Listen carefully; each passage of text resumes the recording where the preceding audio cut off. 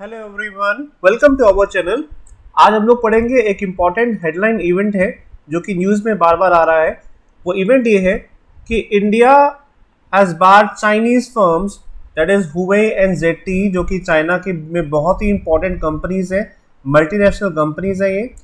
ये दोनों मानी हुई हैं टेलीकॉम इक्विपमेंट्स बनाने के लिए, हुवे और जेटी। मैंने नीचे यहाँ पे जेटी की फुल फॉर्म दे रखी है आपको, that is Zhongxing telecommunication equipment company है, और हुवेई भी चाइना की कंपनी है। ये दोनों कंपनीज टेलीकॉम इक्विपमेंट्स बनाने के लिए काफ़ी मशहूर हैं।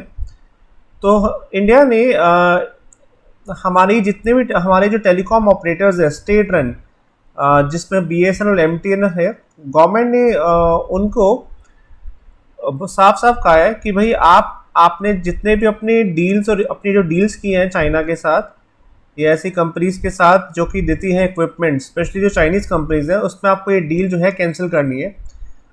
तो अब वो कैंसिल किस बेसिस पे होगी, क्या रीज़न है कैंसिल करने का, हम लोग देखेंगे इस इवेंट को, जानेंगे कि इसका क्या इम्पैक्ट है, इसके क्या प्रोज एंड कॉन्स है। न्यूज़ को बहुत ही सिंपल वे में एनालाइज करने की कोशिश करते हैं वन बाय वन।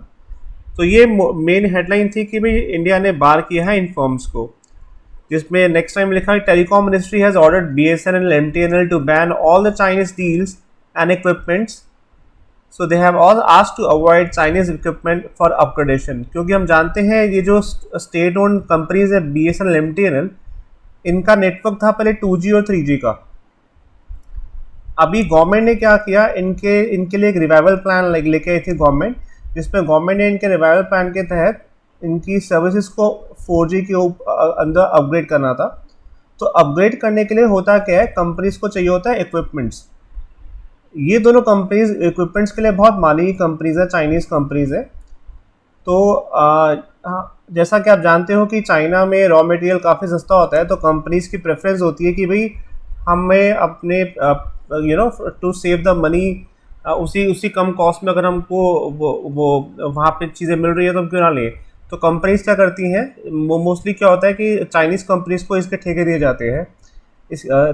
अब तो गवर्नमेंट ने क्या किया, इस 4G प्लान्स के लिए बेसिकली इन कंपनीज ने भी क्या किया था, इन चाइनीज़ फर्म्स के साथ टाई अप करने का प्लान हुआ था। बट अभी रिसेंटली जो कि आप जानते हैं कि इंडिया और चाइना का फेस ऑफ चल रहा है गलवान वैली के अंदर। सो जिसके बाद इंडियन गवर्नमेंट ने ये स्टेप लिया है कि हुवेई जेटी इनके साथ जो है हमारी जो ऑपरेटर्स हैं MTNL BSNL, उनके ऑर्डर्स को कैंसिल किया जाएगा। अब देखते हैं इसका क्या इम्पैक्ट होगा, क्या क्या इसके प्रोज एंड कॉन्स होंगे, क्या ये प्रैक्टिकली पॉसिबल है ऐसा करना, और न्यूज़ को एनालाइज करते हैं बहुत ही सिंपल सेंस में। तो देखते हैं इसका नेक्स्ट पॉइंट। हमने देखा भी एक मेन हेडलाइन इवेंट था ये। अब देखते हैं गवर्नमेंट ने एक्चुअली में डायरेक्शन क्या दिए इन कंपनीज को। Government service providers BSNL MTNL, they have been asked to change conditions in such a way that Chinese companies are not able to participate in the tender process। तो government ने क्या बोला कि भाई आप एक नया टेंडर निकालेंगे और उस टेंडर प्रोसेस के अंदर कंडीशंस ऐसे रखेंगे कि जो चाइनीज़ कंपनीज हैं हुवेई जेटी, जिनके हमने अभी देखे थे पिछले नाम, वो लोग इसमें पार्टिसिपेट ही ना कर पाए। और कंपनीज को कहा गया है कि जितने भी आपके प्रीवियस टेंडर्स हैं इनके साथ टेलीकॉम इक्विपमेंट्स को लेके, उन सबको आप कैंसिल कर दीजिए, और कैंसिल करने के बाद नया टेंडर्स निकालिए। नए टेंडर में कंडीशन ऐसी रखो कि ये कंपनीज इसमें पार्टिसिपेट कर ही ना पाए। Directives may also be issued for private mobile services providers to rule out the existing Chinese equipments and ban any new purchase। तो चांसेस ये हैं कि जितनी भी हमारे प्राइवेट फर्म्स हैं उनको भी ये डायरेक्टिव्स देगी गवर्नमेंट कि आप भी जैसे जैसे गवर्नमेंट डायरेक्टिव दिया है BSNL MTNL को, जो कि स्टेट ओन्ड कंपनीज हैं, यानी हमारी PSUs हैं जो गवर्नमेंट के अंदर आती है। इसी तरह गवर्नमेंट ने प्लान किया कि भाई जितनी हमारी प्राइवेट कंपनीज हैं उनको भी डायरेक्टिव्स जल्दी मिलेंगे कि किसी भी तरह का चाइनीज़ इक्विपमेंट्स आपको नहीं लेना है। लेकिन कंपनीज के अपने कंसर्न्स होते हैं, हम देखेंगे क्या कंसर्न्स हैं, उसको टैकल करने के लिए गवर्नमेंट क्या क्या कर सकती है। तो ये गवर्नमेंट का हमने देखा डायरेक्टिव है जो गवर्नमेंट ने बोला है कंपनीज को करने के लिए। अब देखते हैं इसका कुछ इंपॉर्टेंट इवेंट्स की, ऐसा क्या हो गया कि भाई गवर्नमेंट को इस तरह का डायरेक्टिव देना पड़ गया। तो हम कुछ मेन इवेंट्स को देखते हैं पहले। जैसे आप जानते हैं रिसेंटली अभी हमारे 20 इंडियन सोल्जर्स मारे गए थे लाइन ऑफ एक्चुअल कंट्रोल के पास गलवान वैली के अंदर, ईस्टर्न लद्दाख, जो कि ईस्टर्न लद्दाख का पार्ट है, जहाँ पे इंडिया और चाइना के बीच में टेंशन चल रही है हमारी हम आर्मीज की। अब हुआ क्या, इस इवेंट के बाद जाहिर सी बात है पूरी की पूरी कंट्री में एक बहुत ही गुस्सा है लोगों के बीच में चाइना के प्रति, जिसमें आपने देखा होगा रिसेंटली हम हमारी रिसेंटली कई सारे एसोसिएशन जो थे उन्होंने चाइनीज़ गुड्स का बाइकआउट करने का प्लान किया था, जिसमें आप देखिए confederation of all India traders CAT, उन्होंने साफ साफ कहा था कि हम 450 आइटम्स जो हैं जिसमें कॉस्मेटिक्स हो गया, बैग्स हो गया, टॉयज, फर्नीचर एक्सेट्रा, इन सभी गुड्स को हम धीरे धीरे बाइकआउट कर देंगे। और इन्होंने एक ऑब्जेक्टिव बनाया था कि भाई हम 13 बिलियन रुपीज़ और अबाउट 1 लाख करोड़ रुपीज़ का जो है चाइनीज़ का चाइना का जो सामान है वो हम दिसंबर 2021 यानी नेक्स्ट ईयर के दिसंबर तक प्लान कर रहे हैं कि हम इसको हटा के इंडिजीनियस के मोड पे लेके आएंगे। यानी हम प्लान ये होगा कि मोस्टली हमारी कंट्री के अंदर ये सब बने, या फिर मतलब चाइनीज से एटलीस्ट हम लोग नहीं लेंगे, ये हमने बाइकआउट करना है इस चीज़ के लिए। तो ये इन्होंने प्लान किया है, और कैट की फुल फॉर्म है confederation of all India traders. इसी तरीके से आप जानते कैट के अलावा आरएसएस जो राष्ट्रीय स्वयंसेवक संघ है उसका एक एफिलिएट है स्वदेशी जागरण मंच, उन्होंने भी ये स्ट्रेस किया था कि हमें चाइनीज़ गुड्स को बाइकआउट करना चाहिए और एक्सेप्ट करना चाहिए अपने लोकल वंस के लिए।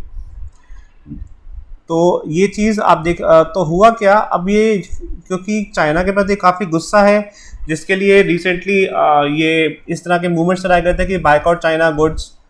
और इसी के बाद आप देखिए जैसे ये इंसिडेंट हुआ, हमारे फॉरेन मिनिस्टर ने स्ट्रांगली और हमारे गवर्नमेंट ने एक चाइना को क्लियरली स्ट्रांग मैसेज दिया कि ये जो इंसिडेंट है गलवान वैली का, इसका बहुत ही सीरियस इम्पैक्ट होगा हमारे बायलैटरल रिलेशंस के ऊपर। उन्होंने क्लियरली इंडिकेशन दे दी चाइना को इस बात के लिए। And the decision was taken at the highest level of the government on Wednesday, comes within hours of the Prime Minister saying that India would retaliate if it were instigated by China. अभी हमारे prime minister ने भी clearly कहा था recently कि अगर India को छेड़ा गया तो डेफिनेटली इंडिया उसको रिटेलिएट जरूर करेगा चाइना को। तो ये कुछ इवेंट्स हुए थे जिसके बाद गवर्नमेंट ने इस तरह का ऑर्डर निकाला है कि हमारी कंपनीज को ऑर्डर दिया है कि अब आप चाइना से कोई भी सामान नहीं लेंगे। ये बेसिकली गवर्नमेंट लेवल पे पहली it's like a first step, you can say in the terms of government level ये फर्स्ट स्टेप है जो कि गवर्नमेंट की तरफ से लिया गया है in terms of economic parameter के। अगर हम पॉइंट ऑफ व्यू से देखें तो ये फर्स्ट स्टेप है जो कि गवर्नमेंट की तरफ से लिया गया है to stop the Chinese companies from entering here. इससे पहले गवर्नमेंट ने डायरेक्टली कभी ये नहीं कहा था इकोनॉमिक पॉइंट ऑफ व्यू से, लेकिन इस बार गवर्नमेंट ने खुद ही किया है। ये you can say it's like a first event. अब देखते हैं कि हमारा कंसर्न क्या है। प्राइवेट जो कंपनीज इंडिया में काम करती हैं जैसे वोडाफोन हो गया, तो इन सब का क्या कंसर्न है इस इशू के बाद। तो देखिए इनका मेन कंसर्न ये है, वो जो प्राइवेट कंपनीज हैं वो अभी भी चाइनीज कंपनीज को फेवर में थी, because they want them why वो लोग इन कंपनीज को फेवर क्यों करती है। उसका मेन रीज़न ये है कि भाई उनको अपनी कॉस्ट कटिंग करनी होती है। उनका मेन कंपनीज का मेन चीज़ क्या, they have to earn the profit. तो अगर आप प्रैक्टिकल पॉइंट ऑफ व्यू से, cost cutting point of view से देखें तो होता क्या है, जो चाइनीज़ का जो सामान होता है एक तो वो चीपर होता है, दूसरा ये आपको बहुत ही अट्रैक्टिव फाइनेंसिंग ऑप्शंस देती है। तो इतने अट्रैक्टिव फाइनेंस के ऑप्शंस अवेलेबल होते हैं और चीपर इक्विपमेंट्स होते हैं, तो जाहिर सी बात है फिर कोई भी कंपनी जो होगी, स्पेशली जो प्राइवेट कंपनीज जिनका मेन फोकस ही क्या होता है, प्रॉफिट होता है, तो they prefer this Chinese companies very much. अब एक्सपर्ट्स का ये कहना है कि भाई अगर आप इन दोनों कंपनीज को बैन कर देंगे तो होगा क्या, जो उनकी प्रोक्योरमेंट कॉस्ट है बढ़ जाएगी। ऑब्वियसली बात है बढ़ेगी, क्योंकि ये कंपनीज आपको चीपर सामान देती हैं, तो अब उसकी बढ़ेगी प्रोक्योरमेंट कॉस्ट। क्यों? क्योंकि जो नॉन चाइनीज सप्लायर्स होंगे जहाँ से अब वो सामान लेंगे इनके बैन होने के बाद, वो हो सकता है कि प्रीमियम इस पर लगा दें। अब प्रीमियम क्यों लगाएंगे? ऑब्वियसली बात है, it's economics is a game of demand and supply. तो उसके बेसिस पे डिसाइड होता है। अब इसमें अब हुआ क्या, मैं आपको बताता हूँ नेक्स्ट पॉइंट है। हाँ, तो ये हमने देखा। और दूसरा उनका एक और कंसर्न ये था कि अगर हम इन कंपनी से सामान नहीं लेते हैं तो होगा क्या, they could face a supply chain issues. उन्होंने बोला कि हम लोग सप्लाई चेन इश्यूज को फेस कर सकते हैं। ऐसा क्यों? क्योंकि उसके बाद कुछ ही वेंडर्स बच जाएंगे जो कि इस तरह का इक्विपमेंट्स देने के लिए सक्षम है। So there will be only few vendors left and we will face a supply chain issues. Reason क्या है? बिकॉज स्पेशली या तो वो इंडिया के अंदर से लेंगे अगर अवेलेबल होगा, अगर नहीं होगा तो they have to go to Europe and US for taking this. अब एक्चुअली में है क्या, अभी चल रहा है कोविड-19 का सिचुएशन, जिसकी वजह से क्या है, यूरोप और यूएस से सप्लाईज जो है इट कैन हैम्पर, क्योंकि इकॉनमी अभी हर जगह इतनी खुली नहीं है, क्योंकि कोविड-19 का टाइम है, जाहिर सी बात है, तो सप्लाई चेन का इश्यूज हो सकता था। तो ये कुछ कंपनीज के कंसर्न है। अब अभी हम छोटा सा एक पॉइंट देखते हैं कि इसका करंट स्टेटस क्या है इंडियन टेलीकॉम इक्विपमेंट मार्केट का। देखिए, करंट स्टेटस ये है कि लगभग हमारी ये 12,000 करोड़ की मार्केट है इक्विपमेंट्स की। इस 12,000 करोड़ में से रफली जो वन फोर्थ जो हिस्सा है वो बेसिकली है चाइनीज प्लेयर्स का। सो अराउंड फोर्थ का जो हिस्सा होगा ये 12,000 का तो करोड़ में से ये है चाइनीज, जो ये बेसिकली चाइनीज प्लेयर्स इसमें रूल आउट करते हैं। अब रेस्ट ऑफ जो मार्केट है, जो रिमेनिंग मार्केट बची है, वो जो बाकी कंपनीज है वो लोग इसमें डील करती हैं। अब जिस जॉब की आप स्वीडन की एरिक्सन हो गई, फिनलैंड की नोकिया हो गई, कोरिया हो गई, यानी ये 1/4 हिस्सा हो गया चाइनीज फर्म्स का और रेस्ट हिस्सा हो गया इन सबका हो गया। अब ये देखिए, अब पॉइंट क्या है इसके अंदर कि जो भारतीय एयरटेल है, वोडाफोन है, ये लोग जो हैं ये वर्क करती हैं इन चाइनीज फर्म के साथ। लेकिन जो हमारा रिलायंस जियो है वो वर्क करता है Samsung, and Samsung is a company from south Korea basically. तो ये बेसिकली करंट एस्टिमेट है हमारी इंडियन टेलीकॉम इक्विपमेंट मार्केट का, जिसमें मैंने आपको बताया कि इसमें चाइना का लगभग इतना शेयर है और रिमेनिंग जो शेयर है वो दूसरी कंपनीज का यहाँ पे है। तो अब हम इस पर देखते हैं कि इंडियन गवर्नमेंट का आर्ग्यूमेंट क्या है इसके सपोर्ट में, कि गवर्नमेंट का क्या रीज़न है कि हाँ ये चीज़ ऐसा होना चाहिए, इसका मेन कारण क्या था। तो गवर्नमेंट का रीज़न ये है इसके पीछे, गवर्नमेंट ने बोला कि भाई हमें कई सारी कंप्लेंट्स मिल रही थी हमारे टेलीकॉम मैन्युफैक्चरर्स जो हैं बनाते हैं, क्योंकि हमारे देश में भी कंपनीज हैं जो इस तरह की इक्विपमेंट्स बनाती हैं। तो गवर्नमेंट को कंप्लेंट मिल रही थी इन कंपनी से क्या, कि भाई चाइना जो है वो परमिट नहीं करता import of Indian telecom equipments, यानी हमारी कंपनीज को वहां पे आने से रोकते हैं कि आप अपना सामान ना बेचिए। लेकिन वही चीज और हमारे ही देश में आते हैं where they are subsidizing Chinese telecom gear which is then underpriced in the Indian market। और फिर होता क्या है, एक तो हमारी कंपनीज को अपने देश में इंपोर्ट करने के लिए अलाउड नहीं करता चाइना, दूसरा क्या है अपनी कंपनीज को जैसे हुआई और ZTE जो इसकी कंपनीज हैं उनके सामान को हमारे इंडिया में ये लोग लेके आते हैं बेचने के लिए, और इन सामान का प्राइस इतना कम रखते हैं कि जो हमारे डोमेस्टिक सप्लायर्स होते हैं वो उनसे कॉम्पीट नहीं कर पाते। जाहिर सी बात है, अगर वो सप्लायर बस 100 रुपये का सामान बना रहा है, लेट्स से एक सप्लायर 100 रुपीज़ का सामान बना रहा है, और अगर मैं चाइना से वो सामान लेके आ रहा हूँ वो मुझे 60 रुपये का पड़ रहा है, तो जाहिर सी बात है कहाँ कम्पीट कर पाएगा वो, उसको तो कौन उससे खरीदेगा? हर कोई 60 वाले से खरीदेगा ना। और जिसकी वजह से क्या हुआ, तो ये एक मेन रीज़न है कि गवर्नमेंट को ये स्टेप लेना पड़ा। एज अ रिजल्ट कि जो हमारे इंडिजीनियस इक्विपमेंट मैन्युफैक्चरर्स थे वो अनेबल थे इनसे कोप अप करने के लिए। दूसरा एक ये चीज़ है कि ये मुद्दा इकोनॉमिक पॉइंट ऑफ व्यू से भी सबसे बड़ा मुद्दा है, ये है आपका कंट्री के सिक्योरिटी पॉइंट ऑफ व्यू से। क्यों? जब सारे के सारे इक्विपमेंट्स चाइनीज कंपनीज के होंगे तो एक सिक्योरिटी कंसर्न तो कहीं ना कहीं आता ही है। तो गवर्नमेंट ने बोला कि हमें to safeguard the country concern of security we also have to take the decision. तो ये इनके कुछ स्टेप्स थे जो गवर्नमेंट के बोले कि एक तो हमको सिक्योरिटी कंसर्न्स है, और उसके अलावा आप रिसेंटली आप देखिएगा अमेरिका ने भी हुआई कंपनी को बैन किया था। क्यों? ये दिखाया था उसने कि भाई they have a serious security concerns about this company जो ये बनाती है इक्विपमेंट्स, और ये उन्होंने आरोप लगाया था कंपनी के क्लोज रिलेशंस हैं चाइनीज गवर्नमेंट के साथ। तो ये कुछ कंसर्न्स थे हमारी गवर्नमेंट के, और इसी बेसिस पर उन्होंने आर्गुमेंट दिया कि जो उन्होंने स्टेप उठाया है ये बैन करने का चाइनीज कंपनीज को, ये बिल्कुल सही स्टेप है।